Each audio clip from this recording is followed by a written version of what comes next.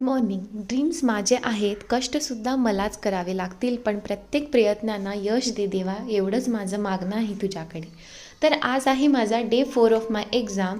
तर सकाळ सकाळी देवपूजा केली, त्यानंतर इथे ओवी आणि गुड्डू टी व्ही बघण्यामध्ये इतके मग्न होते की माझ्याकडे लक्षसुद्धा नव्हतं, कारण त्यांचं कार्टून चॅनल सुरू होता ना. ओवीला टी व्हीमध्ये काय समजत होतं काय माहीत, पण खूप हॅपी होती. तिला ना प्रत्येक माणूस आपल्याशीच बोलत आहे असंच वाटतं आणि ती खूप स्माईल देते. त्यानंतर ओवीसोबत असं मस्ती केली थोडी आणि मग मी निघाले कॉलेजला पोहोचले. 3 दिवसापासून अपूर्ण राहिलेलं काम मी पुन्हा पूर्ण केले आणि फायनली ते कंप्लीट झालं.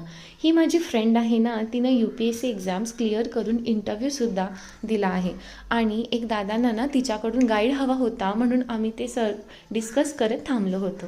त्यानंतर आम्ही गेलो एक्झाम हॉलमध्ये. एक्झाम संपली आणि निघाले घरी. पेपर इतका बकवास होता ना, आपण स्टडी काहीतरी वेगळं करतो आणि आपल्या हातामध्ये क्वेश्चन पेपर काहीतरी वेगळाच येतो. खरंच खूप खराब पेपर गेला. तुमच्यासोबत पण असं कधी होत असेलच ना. असो, काहीतरी वट रिलेटेड लिहून मी घरी पोचले होते. त्यानंतर इथे एक माझ्या फ्रेंडने ओवी आणि गुड्डूसाठी असे क्यूटसे ड्रेस पाठवले होते. सगळे दोघांना एवढे कपडे देतात की मला त्यांच्यासाठी असे सेपरेट कपडे घ्यावे लागतच नाहीत. हे असे क्यूटसे वॉचसुद्धा पाठवले होते आणि मस्त त्यामध्ये लाईटसुद्धा पेटत होता आणि हे गॉगल्स पण खूप छान होते आणि ओवीसाठी असे क्यूट शूज.